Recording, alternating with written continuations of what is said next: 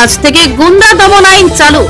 রাজ্য সরকারের এই উদ্যোগকে সাধুবাদ জানালেন প্রাক্তন কেন্দ্রীয় মন্ত্রী শিশির অধিকারী। আগেই বিধানসভার গুন্ডা দমন বিল পাশ করা হয়েছিল, এবার গুন্ডাদের ঠান্ডা করতে বাংলায় আইনের শাসন চালু।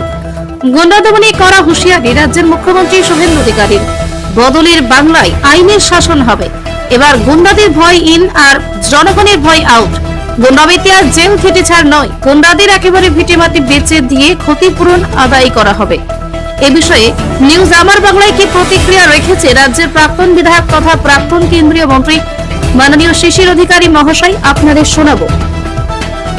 আজকে একটা এত ভালো আইন হয়েছে, এই লোকগুলাকে সংযত করার জন্য এটি হচ্ছে যথেষ্ট অস্ত্র।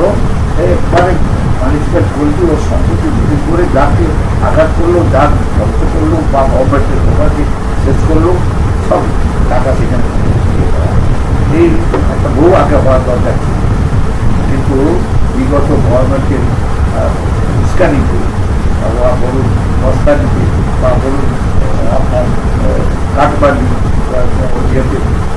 অভ্যাসে এটা অনেক অনেক উপরে উঠে গেছে। এখন চট করে মানুষ ঢাকা থাকতে চায় না, সারাদিকে আমাদের বকলম করতে হয়, পুলিশকে দিয়ে ধরকাতে হচ্ছে, রাত দিন পুলিশ ছুটছে, তাদেরকে দেওয়া হয়।